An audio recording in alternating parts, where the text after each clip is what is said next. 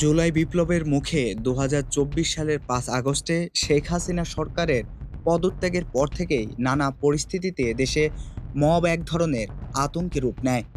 সাবেক প্রধানমন্ত্রী শেখ হাসিনা পতনের পর প্রশাসন সহ বিচার বিভাগে বড় পরিবর্তন দেখা গেলেও রাষ্ট্রপতি মোহাম্মদ শাহাবুদ্দিন নিজ পদেই বহাল থাকেন। ডক্টর মোহাম্মদ ইউনূসের দায়িত্ব গ্রহণের পর থেকেই আন্দোলনকারীরা মব সৃষ্টি করে ২ দফায় রাষ্ট্রপতিকে সরানোর পায়তারা হলেও সশস্ত্র বাহিনী এবং বিএনপি ও তাদের জোট সঙ্গীরা সাংবিধানিক ধারাবাহিকতা রক্ষার পক্ষে অবস্থান নেওয়ায় সেই উদ্যোগ সফল হয়নি বলে মন্তব্য করেন রাষ্ট্রপতি।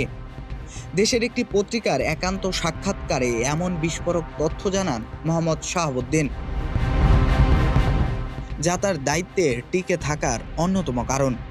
রাষ্ট্রপতি আরও অভিযোগ করে বলেন, অন্তর্বর্তী সরকারের ভেতর থেকেও তাকে অপসারণের চেষ্টা হয়েছিল।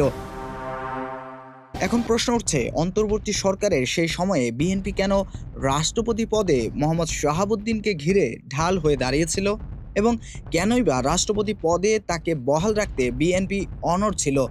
বিএনপির পক্ষ থেকে দাবি ওঠে, রাষ্ট্রপতি ইস্যুতে অসাংবিধানিকভাবে রাষ্ট্রপতিকে সরালে গভীর সংকট ও অস্থিতিশীল পরিস্থিতিতে পড়তে পারত দেশ এবং পরিস্থিতির নাগালের বাইরেও চলে যেতে পারত। এর জন্য সাংবিধানিক ধারাবাহিকতা বজায় রেখে দ্রুত নির্বাচনই ছিল বিএনপির লক্ষ্য।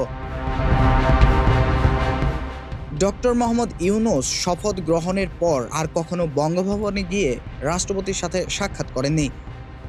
এমনকি সরকার প্রধানের বিদেশ সফর থেকে এসে রাষ্ট্রপতির সাথে সাক্ষাৎ করে সফরের অন্তর্বর্তী সরকার গঠনের ২ মাসেরও বেশি সময় পর ১৯ অক্টোবর ঢাকার দৈনিক মানবজমিন পত্রিকায় রাষ্ট্রপতির একটি সাক্ষাৎকার প্রকাশ হয়। এতে তিনি দাবি করেছিলেন, তিনি শুনেছেন শেখ হাসিনা প্রধানমন্ত্রীর পদ থেকে পদত্যাগ করেছেন, কিন্তু তার কাছে কোনো দালিলিক প্রমাণ নেই।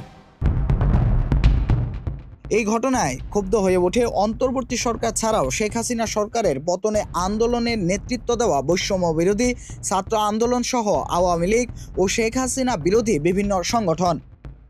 এতে ২০২৪ সালের ২২ অক্টোবর রাষ্ট্রপতি মোহাম্মদ শাহাবুদ্দিনের পদত্যাগ ও ছাত্রলীগকে নিষিদ্ধের দাবিতে কেন্দ্রীয় শহীদ মিনারে গণজমায়েত কর্মসূচি করে বৈষম্য বিরোধী ছাত্র আন্দোলন।